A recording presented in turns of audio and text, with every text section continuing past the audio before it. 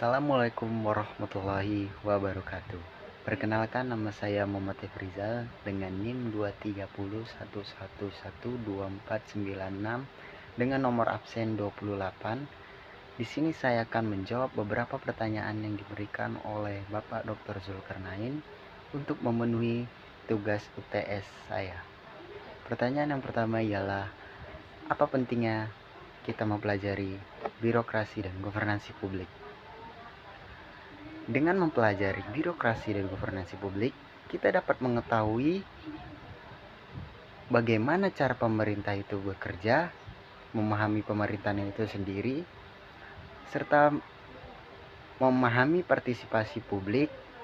Lalu kita dapat mengetahui cara pembuatan kebijakan itu, serta kita bisa mensejahterakan masyarakat. Dengan mempelajari birokrasi dan governansi publik, kita dapat membantu berkontribusi dalam pengembangan sumber daya manusia di Indonesia. Yang ini dapat menciptakan masyarakat yang lebih adil, sejahtera, dan berkelanjutan. Lalu pertanyaan yang kedua, apa saja patologi birokrasi yang ada di Indonesia? Nah, ada beberapa patologi birokrasi Indonesia. Yang paling utama ialah korupsi. Korupsi sendiri terdapat banyak kasusnya di Indonesia, yaitu korupsi itu menyalahgunakan wewenang atas keuntungan pribadi atau kelompok. Korupsi ini dapat mengakibatkan turunnya ekonomi di Indonesia, lalu memberikan keuntungan tersendiri bagi pejabat publik itu, dan menghilangkan kepercayaan publik di Indonesia. Terus yang kedua ialah nepotisme.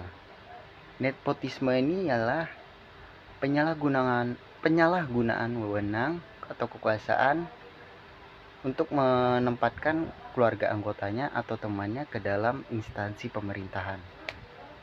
Ini dapat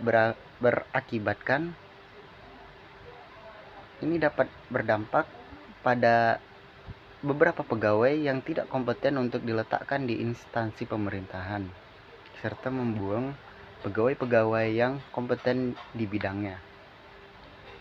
Lalu yang ketiga, ada birokrasi yang berlebihan. Birokrasi yang berlebihan ini yaitu administrasi yang rumit, serta cara kerja dari administrasi itu yang bisa membuat kebingungan di masyarakat. Ini dapat berakibatkan miskomunikasi antara pemerintah serta masyarakat, lalu lambatnya administrasi itu sendiri. Yang ketiga, yaitu dari kedelapan prinsip governansi, apa yang paling penting untuk kita tahu dan kita terapkan? Menurut saya, yang paling penting untuk kita terapkan yaitu transparansi. Mengapa transparansi? Karena transparansi itu bisa mendukung aspek-aspek lain di kedelapan prinsip governansi itu tersendiri. Kalau tanpa prinsip administrasi ini, itu bisa merusak semua prinsip-prinsip di governansi itu tersendiri. Dengan menerapkan transparansi, kita bisa membantu untuk mengatasi korupsi, lalu meningkatkan kepercayaan publik, serta memberikan kesempatan bagi partisipasi masyarakat publik untuk mengevaluasi cara kerja pemerintahan itu sendiri, serta memberikan informasi yang lebih terbuka kepada masyarakat publik. Itu saja. Terima kasih. Wassalamualaikum warahmatullahi wabarakatuh. Dadah.